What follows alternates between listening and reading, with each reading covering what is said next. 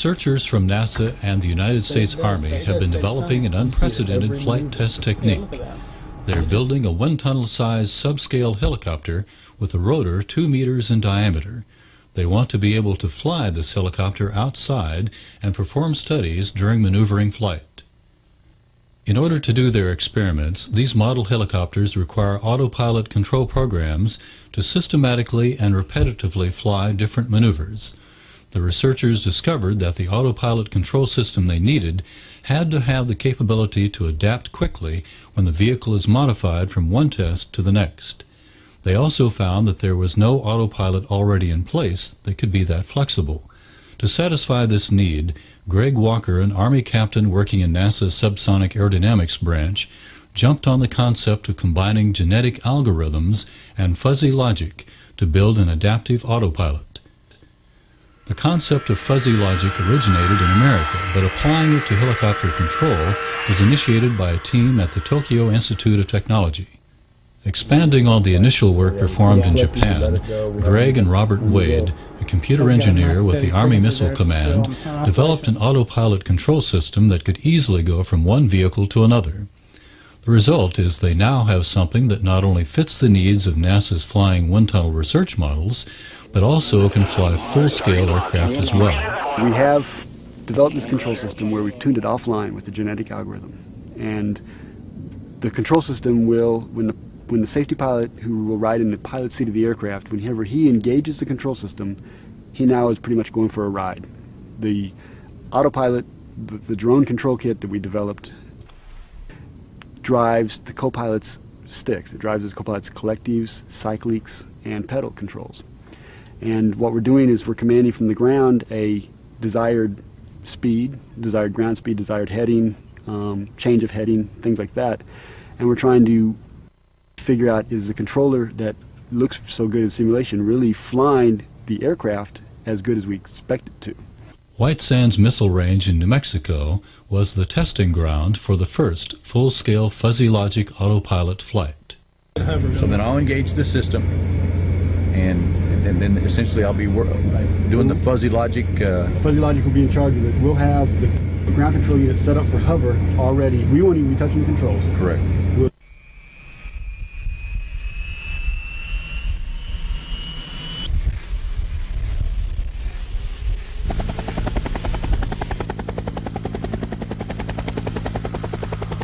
Specifically, they're trying to do automatic hovering, hover taxiing, where the aircraft holds a constant heading and will transition left or right, forward, backwards, up or down. Or we're trying to do pedal turns, where the aircraft's nose would change its orientation.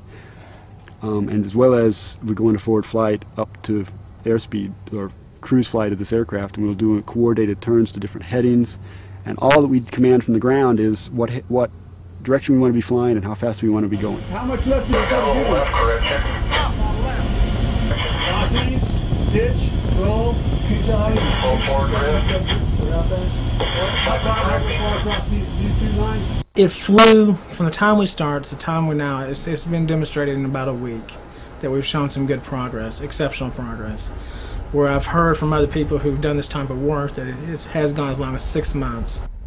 Compared to other autopilot control systems, this system is the first full-scale control system based on cognitive intelligence processes.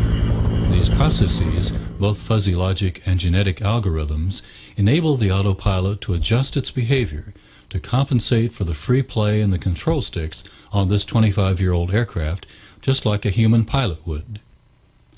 Troubleshooting problems in this system is also simple, since the system is based upon a robust set of common sense rules and not strictly quantitative information. The fact that the system was taught not by a person but by a computer is a tremendous technology leap forward. It can automatically adapt to each environment that comes its way. While testing, a safety pilot could immediately override the system in case of problems. The system has many of the characteristics that conventional control systems have, but the biggest attraction it offers is that it combines both high performance and low cost. The initial construction of the system was inexpensive because of the technology's ability to manage the complexity of helicopter flight control. In the long run, it's even less expensive because it can be reused in other vehicles, since it can learn to respond in new environments. 2001, 2002, 2003. Okay, some minor stick movements, a little bit of pedal movement. I can feel the pedal ratcheting slightly, a little pitch up. Seems to be working pretty good right now. Picking up a little left drift, not much, correcting nicely. We will now move you into forward flight at about 5 knots. I understand forward flight. And it looks like we're going at 5 knots here. Let's do next. This controls technology provides an opportunity to change the way unmanned systems are developed. It's a system that's showing excellent possibilities on the rotary craft, which we believe are the most difficult things to operate right now. And if we can successfully fly a rotary craft, we can probably operate any vehicle there is. The technology goes beyond NASA and Army interest. Several industry and government agencies are looking into the possibility of using portions of the system.